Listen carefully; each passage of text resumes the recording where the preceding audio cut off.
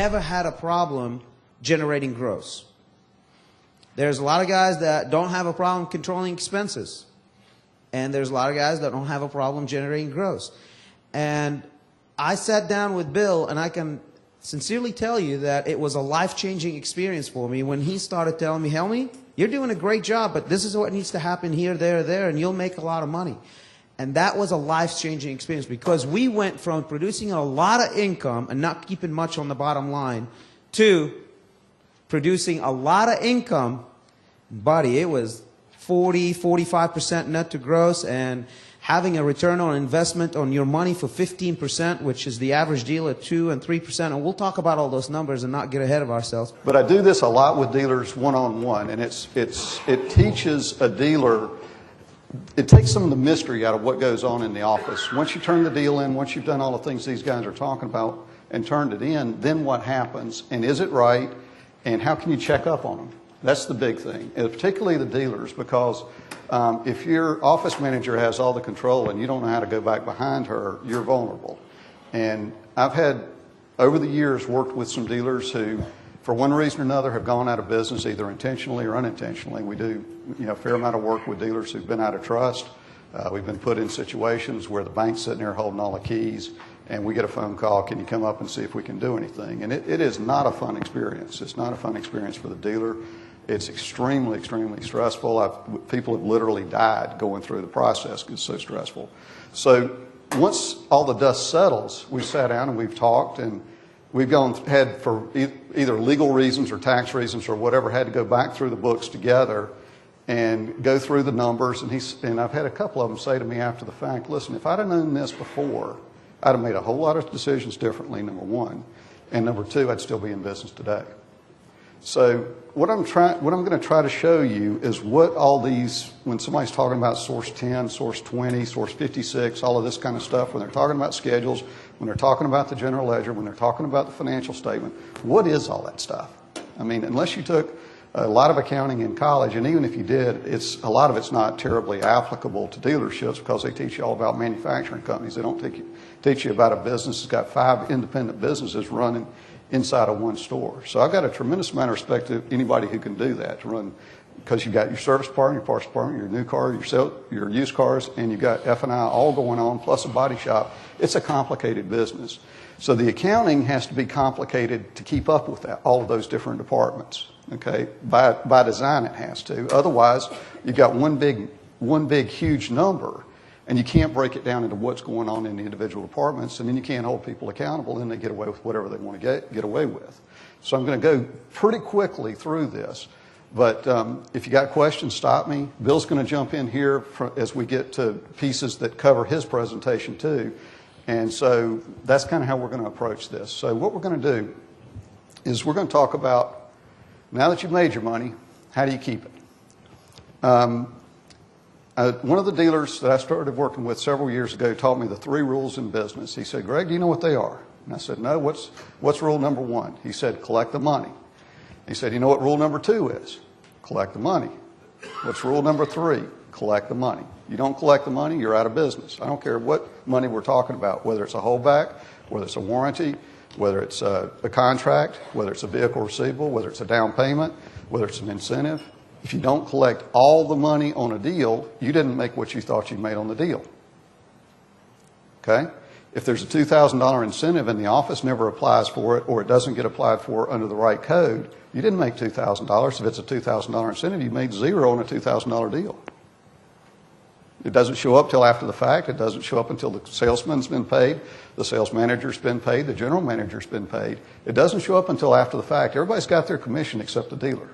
He didn't make any money because nobody bothered to follow up and apply for that incentive. We have literally found in some cases where a contract was done for a customer. It was a $25,000 contract. The deal had to get recontracted because they had run it through the wrong bank, wrong lender's forms. They recontracted it. The girl in the office said, I've already processed that deal, stuck the contract in the file, stuck it in the drawer. There's $25,000 sitting in the drawer. $25,000. Okay? It was an honest mistake, but they didn't collect the money. So even if they made $2,500 gross on that deal, Where were they? They were upside down, 25,000 minus 2,500, 22,500 they gave away. The customer's driving around in a free car. They're making no payments. 6-8 months go by before this all came to the surface. What are you going to do? I mean, how are you going to unwind this problem? You got to get the customer back in. You got to try to get the contract cashed. You got to try to get them a payment book. Customer's not calling up. They got a free car. They wonder what the heck's going on. But they're not going to say anything, most of them. So this is, how can you keep up with that? Well, in that particular dealership's case, what was going on is the office manager would prepare a heat sheet. You guys may get these. They're manually done, all the contracts. If they're manually done, then they're telling you what they want you to know about, okay? In other words, it's not necessarily what all of the deals are, and once these things get old, everybody wants to ignore them. Everybody wants to forget about them, pretend they don't exist. And so they quit putting them on the heat sheet at some point. What's your cutoff level? Is it $500? Is it $100? Is it $50? Is it $1,000? Is it $2,000 that goes on that heat sheet? If somebody doesn't bring in, if they've got a $1,000 down payment, they only bring you one $500 check and promise to bring you the next one next week, are you putting that other $500 on that heat sheet every day or not? Sometimes you do, sometimes you don't. If they've asked 4 times for the customer to come in, at what point do they quit writing it on the sheet? Well, it's still on your books. It's a loss. It's coming out of your gross on the deal. Are you going to get your commission back from your salesman or not? I don't know. Every dealership operates differently. A really tight office wouldn't, number one, wouldn't let it happen in the first place, would have a real computer printout from the computer that's given to the sales manager, to the dealer, to general manager to follow up on, and everything on that sheet cleared. But if the schedules get messed up, if they get a little bit out of control, it is hard to get them back into control, number one. Number two, the credibility goes away. That's why you start doing these manual lists. And I'll go into dealerships that are spending $8,000, $10,000, $12,000 a month on computer systems, and then with ADP and Reynolds, and that's what these things cost. I don't care what they tell you. That's what these things cost, just about. And they're spending all this money on this extremely sophisticated computer system, and then they're handwriting the heat sheet. That's ridiculous. Right? True. So what we're going to try to do is try to help you know whether your office is getting the job done or not. That's what Bill and my objective is today. Not to teach you accounting, not to teach you debits and credits, although we're going to say a little bit about debits and credits. Don't fall asleep. Debits are on the left, credits are on the right. But what we're going to try to do is here I've got this drill down. If you're a dealer, you probably get a financial statement once a month, right? At least.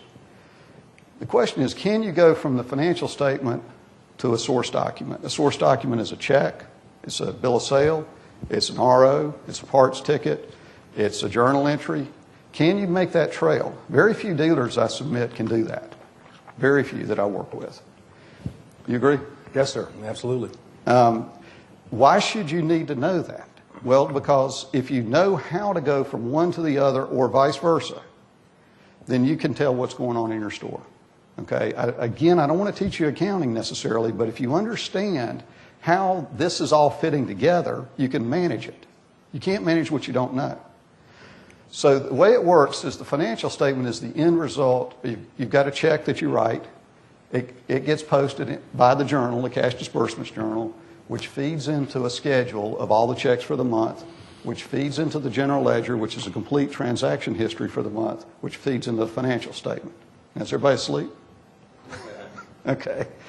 Now, what I'm going to do is I'm going to show you a financial statement. This is a Hyundai statement. It's pretty similar to Suzuki. Most of the manufacturers are, and I apologize for the clarity of this, but this is a typical dealership financial statement anymore. Over here, we've got assets, and Bill, jump in here anywhere you want. Over here, we've got liabilities, and down in the bottom section you can't see on the screen is equity. Equity is what the dealer has got invested in the store. Okay? Right here is working capital, and there's supposed to be a guide number in here.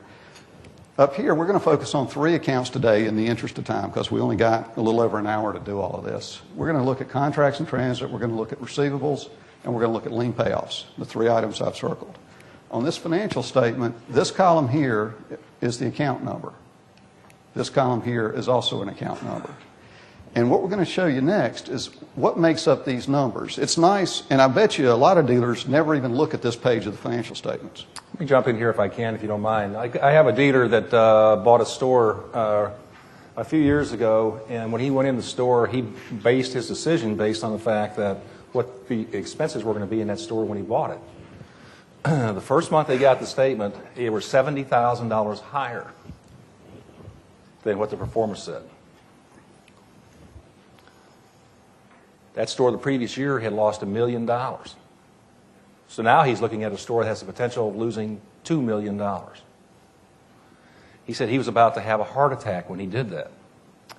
He called in 2 accountants to come in. They looked at the books and all that, and they said that everything checked out fine. And see, that's what, you know what I'm saying when I'm saying this. I'm not being critical when I talk about accounting. They look at things to make sure that they balance. The debits and the credits balance. They balanced. He said, well, something's not right. Now, I'm getting ahead of myself because where I was going to be in this, but it's okay because it ties in great here with this, because what he did is I want to sit down and I want to do what what Greg's talking about here is doing a line-by-line expense review. So what you do is you break out every item that goes into that line on the first statement the first page of the statement. And he sat down with his business manager for, he said, about 2 to 3 hours every day, and in a month's time, they had gone through every account in that dealership. And they had found almost $70,000. They didn't cut anybody's pay. They didn't let anybody go. They didn't fire anybody. None of that. What it was just a lot of duplicate things that were being done.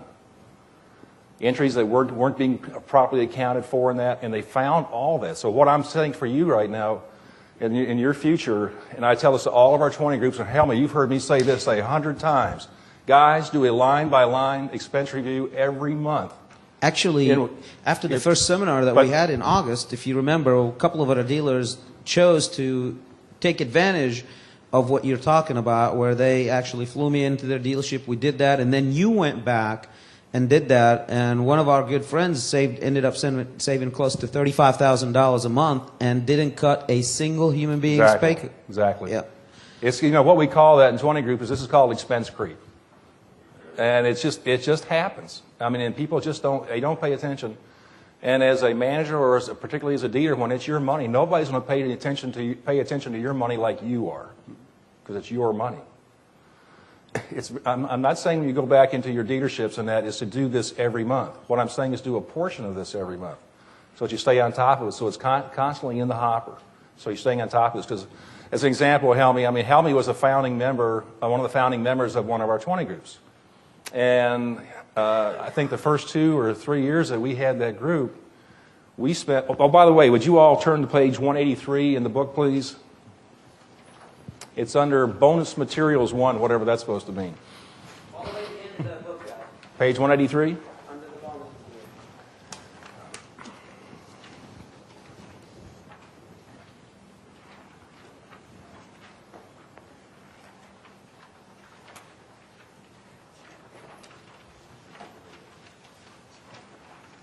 And to that point, the last question there, it says, what's more important, gross generation or expense control? Almy? Okay. Who wants to answer that, guys? Ask the question one more time, please. What's more important, gross generation or expense control? Expense control. I think expense control. How about you? I'd say equal. Equal? I'd say equal. We're going to ask the man. Yeah, they're both important. They're both equally important. The one goes hand in hand with the other. If you had to pick one. I'm an expense control guy, You're but an expense control guy. Expense control. Same. Expense control. Joe? Expense control. This is tough. I mean, it's not easy. But let me ask you this question, because Helmy knows, and when we did that 20 group, we spent at least the first 2 years of meetings talking about what, Helmy? Gross. Gross. You don't have gross. There ain't no sense talking about expenses. Right? I say you have to have something to count, right? Right. If I've got $200,000 in expenses and $150,000 in gross, how long am I going to stay in business? See, that's the problem. You start making an assumption that your business is going to be profitable. First thing you got to do is generate, because I used to tell Helmy and the guys in that group, let's not worry about expense control right now. What we want to worry about is generating gross. So we should spend all of our time talking about the things we're not talking about today. Was how to generate leads into your business, which Helmy and his crew will do with you guys. How to generate sales, what's the best form of advertising, how do you track that advertising? What advertising you find that works, what doesn't work, how do you track it? 800 numbers, call sources, call leads, all that stuff. That's what we talked about in those meetings, was how to generate gross. That's what it goes. Because once we start getting to you guys, because they were all pretty much, everybody was kind of pretty wet behind the ears, in that, and they really didn't know a lot of things about the business. A lot of them had been sales managers, really didn't understand anything other than let's just drive traffic to the store and let's concentrate on that and get you guys to be successful. Long and the short of it is that last year we have about 150 20 groups, and we ranked them all, conventional 20 groups like that. And we ranked them all based on the only pure number we know, which is a percent of return on sales. And last year, for a period of time, that was a Suzuki group, guys. The number one performing group out of all of our 20 groups was a Lexus group. Big surprise, right? The number two best performing group out of 150 20 groups was the Suzuki group that he was in. So I'm telling you, it can happen.